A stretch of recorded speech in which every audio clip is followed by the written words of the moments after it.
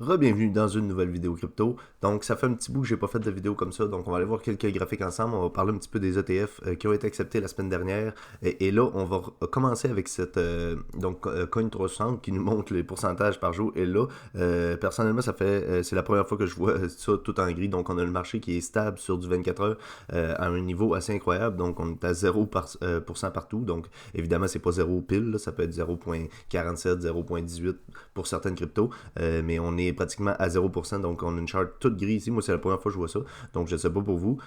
C'est assez impressionnant à voir. Donc là, on va commencer ici avec les ETF donc, qui ont été acceptés. Et là, on peut voir voici les net flows des ETF Bitcoin Spot après les premiers jours de cotation. Donc, ils ont été là 2 jours, donc jeudi et vendredi dernier. Évidemment, vu que c'est en bourse, la fin de semaine, ils ne sont pas actifs. Là. Donc, on a Bitwise ici avec 237,9 millions, c'est en millions USD.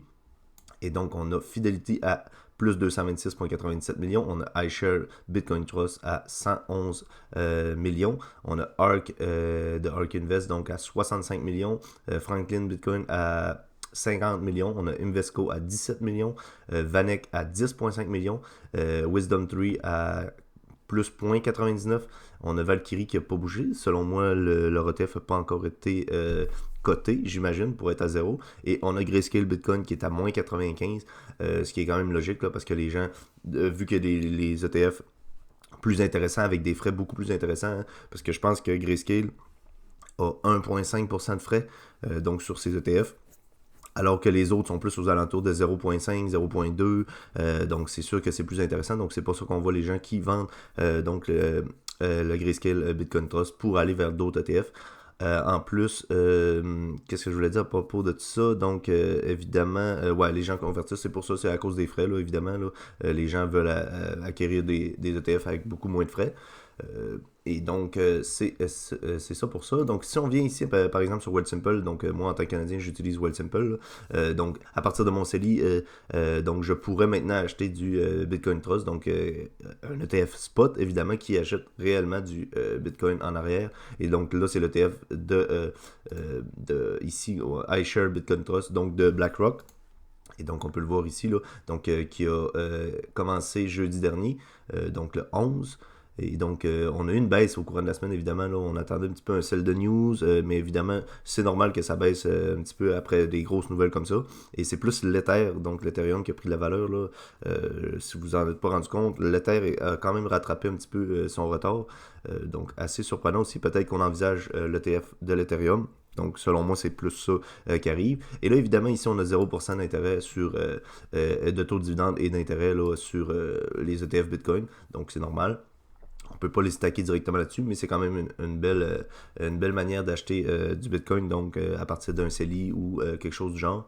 Là, évidemment, sur Wealthsimple, par exemple, en USD, ben, on paye des frais à l'achat et à la vente, là, donc peut-être qu'il y a des plateformes qui sont mieux pour ça. Donc ça, c'est à regarder, mais c'est juste ici pour le but à de montrer les ETF qui sont arrivés. Là, on pourrait aller voir d'autres ETF aussi, là, de ARK Invest, peu importe. Ils sont probablement les 11 qui sont sur Wealthsimple, donc assez intéressant à voir. Et là, on a BlackRock justement ici, l'ETF qu'on vient d'aller voir, iBit, donc qui a accumulé plus de 11 500 bitcoins, donc 11 439, là, si je ne me trompe pas le chiffre exact, durant le dernier dip qu'on vient de passer dans les dernières semaines. Là. Donc, BlackRock qui a accumulé beaucoup de bitcoins donc, pour ses clients. Donc, c'est ça un ETF spot, c'est la compagnie doit acheter les bitcoins en arrière et ensuite quand la demande des clients est là, ben, les clients veulent investir dans le bitcoin, ils vont acheter l'ETF et donc achètent les vrais parts de bitcoin, donc c'est pas juste un ETF papier, il y a vraiment des bitcoins en arrière de ça et donc là on a une preuve donc avec BlackRock qui a accumulé plus de 11 500 bitcoins au courant des dernières semaines. Ensuite de ça, ici, qu'est-ce qu'on a? On a les waves ici, donc en vert, les genres de vert là, qui sont les années de détention du Bitcoin. Donc le HODL, on va dire. Là. Donc sur plus de 10 ans, ça va être en mauve. Là, on n'en voit pas vraiment. Là. Si on est plus sur du 2 à 3 ans, ben, on est plus en vert pâle, jaune, là, pratiquement, 1 2 ans en jaune. Donc là, ces waves-là, ils font tout le temps des vagues de haut en bas. Et donc à chaque fois qu'on est dans le haut de ces vagues-là, on peut voir qu'on est dans un bottom de marché. Donc ici, on était dans le haut de la vague, on est dans le bottom du marché. Ici, même chose, on était au bottom pile. Et ici, on était pratiquement où le bottom ici. Et donc, on peut voir qu'on est encore très loin, là, malgré le début de l'année fin de l'année 2023, début 2024, où on a des hausses, là. Ben, peut-être pas 2024, là. 2024, c'est plus en baisse depuis 2 semaines, là. Mais en tout cas, vous comprenez qu'on est en hausse depuis que pratiquement tout 2023. Là. Si on prend le début 2023 ici, là, on était en hausse toute l'année.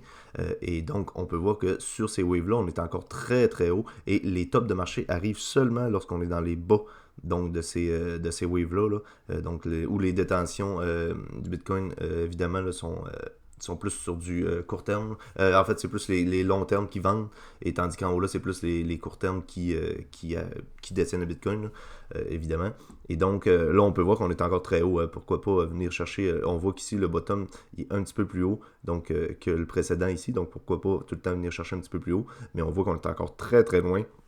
Et on a encore beaucoup de jeux, donc pourquoi pas continuer son DCA encore un petit peu. Ça peut quand même être intéressant.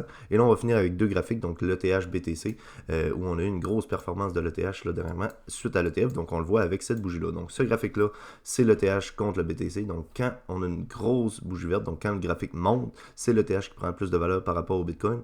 Et lorsque le graphique descend, donc c'est le Bitcoin qui prend plus de valeur. Donc le Bitcoin qui a eu pratiquement toutes les liquidités là, depuis ici, là, le 5 septembre 2022, donc on voit une surperformance du Bitcoin face à l'Ether, et encore une fois, on est encore sur cette trendline-là, donc on est venu l'attester encore une fois en tant que résistance, donc résistance ici, résistance, et on a le bas de ça en tant que support, donc en tant que support ici, support, et là on peut voir qu'on était passé sous cette zone de support ici, et on est venu la réintégrer avec une grosse bougie donc de l'Ether face au Bitcoin. Donc si on prend le bottom ici jusqu'au top, on a une bougie de 27% donc de différence entre l'Ether face au Bitcoin. Donc assez impressionnant. Et là, on peut voir que ces zones de résistance et de support-là suivent vraiment leur... donc on voit qu'on est venu tester cette zone de support-là et on s'est fait rejeter par la suite. Donc on peut voir qu'ici, on était venu avec des mèches un petit peu plus haut aussi. Donc c'est normal. Mais ensuite de ça, on a le clôture en dessous de ça. Donc là, est-ce qu'on va venir retester le bas de ça pour ensuite venir briser à la hausse? Ça, c'est à voir. Est-ce qu'on va le briser à la hausse cette semaine? On va regarder ça aussi. Et si on regarde la BTC dominance, donc la BTC dominance qui est un graphique pratiquement parfait là. Donc on va voir ici ensemble, donc on avait cette longue zone d'accumulation là qui a duré pendant très longtemps. Donc la BTC dominance qui est le pourcentage du Bitcoin avec sa capitalisation dans tout le marché des cryptos. Donc Bitcoin détient 51% de la capitalisation marché totale des cryptos, donc plus de la moitié un petit peu. Et là, on avait cette zone de range-là où on était venu la briser, la retester en tant que support, venir exploser à la hausse. Et là, on avait ces 2 zones de résistance. Donc, j'avais tracé ces 2 zones en bleu-là de résistance, donc qui sont un petit peu les zones de résistance qu'on a eu, les zones de confluence qu'on a eu ici. Et l'autre ligne bleue en haut, ben, c'est les zones de confluence qu'on a eu souvent ici. Ensuite de ça, on l'a eu en tant que support ici, résistance. Et là, qu'est-ce qu'on remarque ici? C'est donc cette ligne de trendline ici qui suit les 2 précédents cycles, donc la BTC dominance qui était ici. Donc on est venu faire ici donc l'alt season. Là. À chaque fois que ce graphique-là descend, c'est les altcoins qui prennent la performance. Et lorsqu'on augmente, c'est la BTC dominance qui augmente. Donc la capitalisation du marché se dirige plus vers Bitcoin. Et là, on a une BTC season. Donc là, ici, on est venu retester cette zone-là. Donc là, on l'a eu une fois ici, 2 fois. Et pourquoi pas venir la retester ici, donc au niveau des 60% environ. Là, on est à peu près à 58%, 59%. Donc ça pourrait être intéressant, mais là on voit que cette zone de résistance-là fait vraiment son effet, plus cette zone de support-là qu'on avait depuis le début de l'année. Là. Donc on a eu une grosse dominance du BTC depuis le début de l'année 2023. Donc on l'a vu avec la charte tantôt du BTC qui a augmenté depuis 2023, ce qui est logique. Mais là on est venu passer sous cette zone-là, on a clôture en dessous, on est venu la réintégrer avec une grosse bougie, mais on s'est fait stopper sur cette zone de résistance-là. Donc on voit vraiment qu'on a des clôtures sur cette zone de résistance-là, avec en plus une bougie ici en genre de marteau inversé, là, où on est venu passer par-dessus et on a vraiment réintégré ça à la baisse. Là. Donc si ce graphique-là baisse, c'est les altcoins qui prennent la valeur face au Bitcoin. Donc c'est bullish pour les altcoins. Et là, on a eu quoi? On est venu retester et énorme bougie à la baisse pour venir donc réintégrer à la baisse ce graphique-là. Si on prend un petit trade ici, on prend le top de ça jusqu'au bas. Donc on a du moins 7% pratiquement sur BTC, ce qui est énorme. Donc pourquoi pas voir une alt season qui va commencer. Si on regarde un petit peu l'ETH pour terminer, là, donc j'en ai parlé que l'ETH a pris beaucoup de liquidité. Donc ici, évidemment, j'avais tracé donc ce graphique-là, là, ici. Donc on peut voir du top jusqu'au bottom et ça nous donne des zones donc de Fibonacci. Et donc, on était venu ici. Là, on va zoomer un petit peu qu'on voit. Là. Donc, on a toutes les zones de Fibonacci, les 0,382, 0,5, 0,618, 0,200. Et ensuite de ça, on a les zones un petit peu plus haut. Mais si on voit, là, on s'est vraiment fait rejeter ici sur les 0,382 avant de le briser à la hausse. Et là, on est brisé à la hausse. Tandis que le Bitcoin, lui, est déjà au niveau des 0,5, si c'est pas un petit peu plus même. Donc, l'Ether a vraiment du retard. Et on le voit dans le THBTC où le Bitcoin a vraiment pris de la dominance. Là. Donc, ce qui est logique. Et là, on aurait peut-être l'Ether qui pourrait prendre la valeur face au Bitcoin et on sortirait de cette structure ici à la hausse. Donc l'Ether qui prendrait énormément de valeur. On aurait la BTC dominance qui chuterait encore plus. Et là, les altcoins qui profiteraient évidemment. Donc la prochaine target qui est au niveau des 2875$ environ pour l'Ether. Ensuite de ça, on va avoir les 3300 et là, on a d'autres targets à la hausse. Là.